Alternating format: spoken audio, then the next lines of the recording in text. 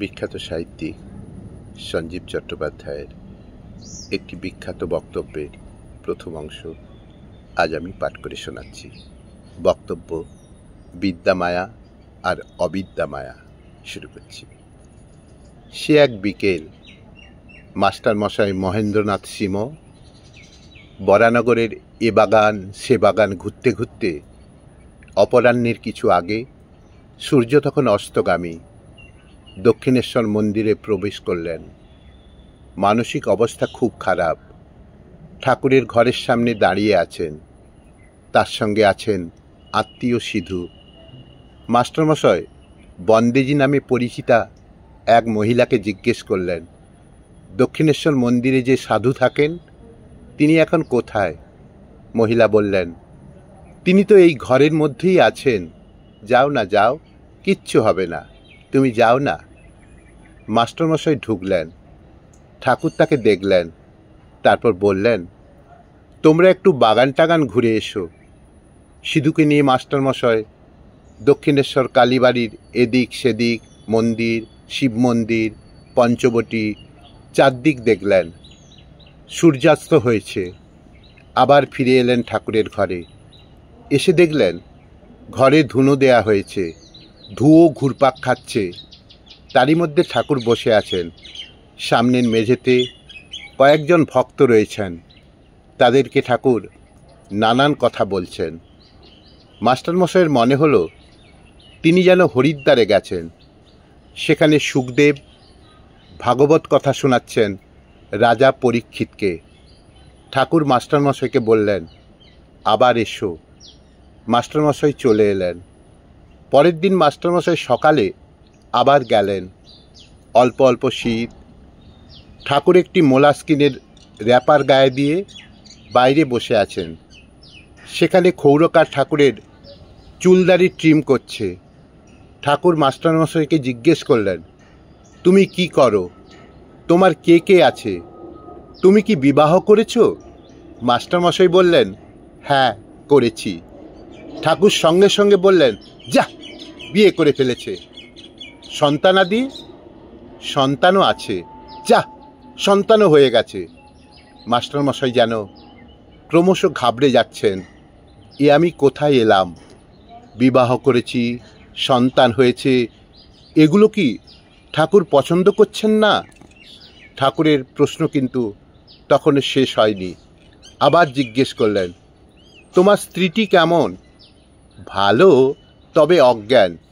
এইবার ঠাকুর ভীষণ রেগে গিয়ে বললেন, ও অজ্ঞান? তুমি কি নিজেকে ভারী জ্ঞানী ভাবো? এই যে নারীকে অজ্ঞান বলা হয়েছে, ঠাকুর তা সহ্য করতে পারছেন না।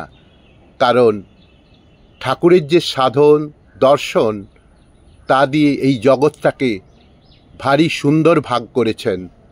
বেদান্ত নির্গুণ নিরাকার ব্রহ্ম, তার হয়তো কিছুই নেই।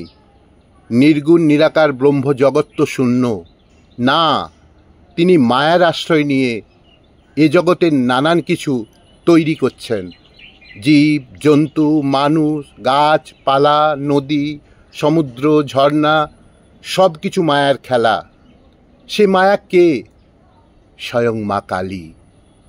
এইখানে এসেই তিনি মাস্টারমশাইকে বলছেন, মায়ার দুটি ভাগ, বিদ্যামায়া আর অবিদ্যামায়া।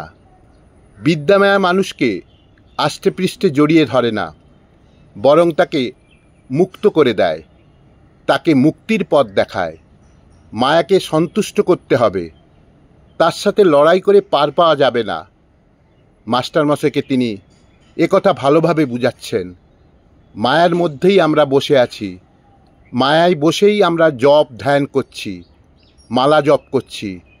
মায়ায় বসেই আমরা নানা দেবদেবীর মূর্তি রচনা করে আমরা তাদের পুজো করছি, পুজো পদ্ধতি নির্ধারণ করেছি, এবং মানুষ আরাধনা করছে কাকে? নির্গুণ নিরাকার ব্রহ্মকে নয়। এই মায়াসৃষ্ট জগতের যা কিছু আছে সবই আমাদের আরাধ্য।